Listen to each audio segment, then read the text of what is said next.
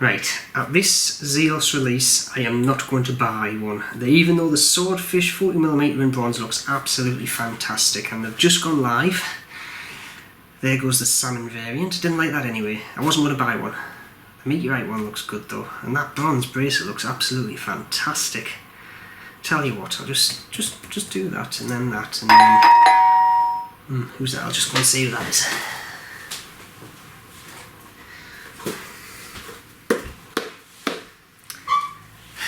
What can you say? I'm weak-willed and I love ZELOS, so without further ado, shall we crack open this box and see what's inside?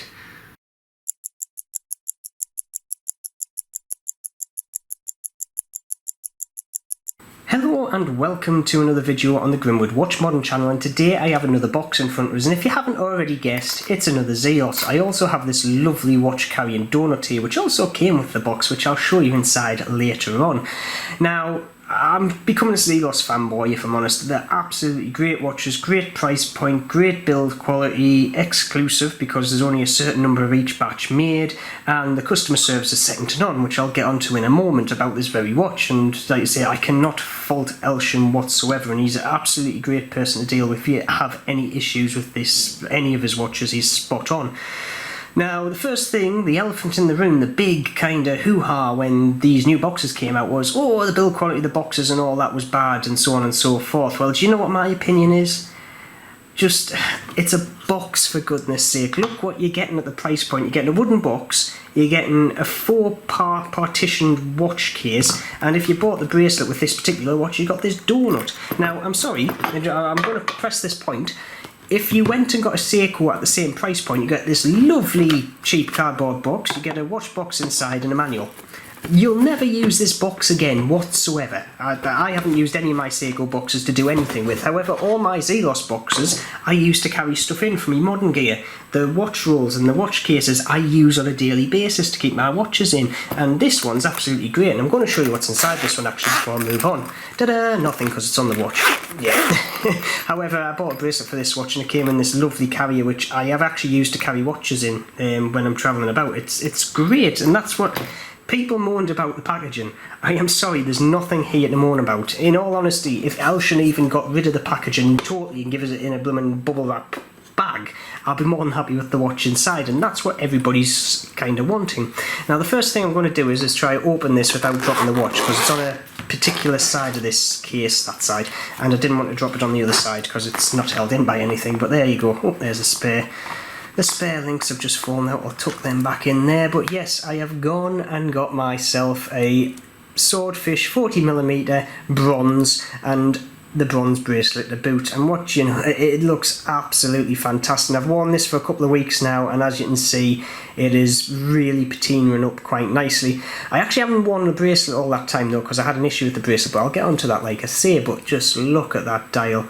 That dial is absolutely exquisite. I've forgotten what the word is now. Beautiful. There we go. My mind failed us for a second there, but yeah, this watch is absolutely second to none. It's full of character, wears absolutely excellent on the wrist, and is just spot on. So with all that out of the way, I think we should jump straight into the review, get onto some specifications, and have a deeper look at the aesthetics. So moving on to the specs. So we've got a case diameter of 40mm, lug to lug of 46mm, thickness of 12mm, and lug width of 20mm. The case itself is bronze, and I've also opted for the bronze bracelet to boot. However, both do come with stainless steel backing, so we've got a stainless steel case back on the watch, and we do have stainless steel on each of the links of the bracelet just to stop discoloration of the skin. Movement in this is a Seiko NH35 with colour matched date wheel. Great movement, love them winding and hacking, and basically a great workhorse and cheap to replace if needed to in the future. We have a water resistance of 200 metres. We have a sapphire crystal with inner ER coating. We then have a mixture of lume, so we've got C3 and BGW9. Bezel itself is 120 click unidirectional with either a ceramic bezel like on this model, or with a material matched bronzed bezel insert depending on the colour scheme. Weight of this watch is around about 160 grams on my 6 3/4 inch wrist. So with all the specifications out the way, let's have a closer look at this lovely watch. So with the specifications covered, let's have a closer look at this watch. And the first thing that sticks out about this is the dial. Now, like I say, I have gone with the gunmetal grey meteorite dial. It's actually coated in this colour and it looks absolutely spot on. It's got a lovely kind of gloss shimmer to it, and it catches the light like nothing else, as you can see there. And the other thing is, with the more modern ZELOS meteorite dials, they're actually starting to sandwich dial them as well, because the original meteorites, because meteorite is quite brittle, especially when you're cutting it this thin, ZELOS didn't do it, they just did a solid dial. However, they must have perfected the process and they've started to actually make sandwich dials. So we have this lovely 4 patina shown from the underneath of the dial. We have a date window at 6 o'clock there, with obviously Swordfish 40mm above that, and in red there the actual depth rating, which just adds that little bit of colour to match the second hand there. The other hands are matched to the same 4 patina as before, as you can see there. Nice big chunky square hands, and to be honest, legible through anything, and that kind of gilt against that gunmetal meteorite dial just sticks out like a sore thumb in a good way. It's just absolutely spot on. And we also have some very light white minute tracks going around the outside of the dial as well. Legibility, it is spot on. And we also have, if I just move the crown out and zoom it over there, the ZELOS logo at 12 o'clock underneath the 2 fangs. So dial wise, looks wise and hands wise, it's absolutely spot on. We then come up to the bezel, which yet again bronze as the rest of the case. It's not actually a meteorite bezel like some of the recent meteorite releases, such as the titanium and things like that. They actually came with a meteorite bezel. I am not a particularly big fan of the meteorite bezels, not because of the look, but more because of the longevity if you knock them or something. Because the thing is with meteorite, if you actually get under the coating, it is just iron, and you could actually get a bit of corrosion there. Now, it could be me being a bit kind of overprotective and worrying about something that I don't need to worry about. However, this is ceramic, so I don't have any worry whatsoever. And yet again, we've got that lovely bit of red up at the 12 o'clock triangle there. We obviously have the 15-minute track, and then the rest of the actual 60 minutes going all the way around. Bezel action as well. It's tough, don't get me wrong, but it's not like too tough. It's a nice resistance there, and it feels absolutely spot on. Great action as always. We then come to the case, and the case yet again is a mixture of kind of brushed and polished surfaces, which in bronze actually I absolutely adore, because it means the bronze actually patinas differently. It does anyway, but the actual brushed finish and the polished finish patina at a different rate, and also patina differently, so it gives the watch a lot of character. And like I say, even the polished bits on the inside of these lugs here just emphasise the few design kind of cues and the angles of the watch. It really does add some depth and feel to it. Moving around to the lugs, we've got these lovely Swordfish lugs that we're all kind of familiar with, which then lead into a bronze crown there, which yet again, absolutely superb action on that. This has got an NH36 in, as we said, or 35 I should say, so we do have obviously hack and winding and that date function to boot. Now on the underside of the watch, we obviously have the case back, which on the majority of bronze watches, this is stainless steel. So when you put it onto the wrist, you basically skin doesn't react to it, and you get that like greenish blue hue that bronze obviously gives you. However, the actual bracelet is also the same, which I will get onto and I'll have a closer look at the bracelet. So we've got that Swordfish there. It's actually not too, there's some of the ZELOS watches, the actual logo on the back's a bit sharp, but this one's nicely smoothed off. We got some writing around the outside just saying what it is. This watch in particular is number 3 of the line, which I'm absolutely over the moon with, because 3 is actually one of my wife's kind of lucky numbers, that 13 and a few others. She likes prime numbers for some reason, but hey-ho, I was absolutely over the moon to get number 3 in the lineup.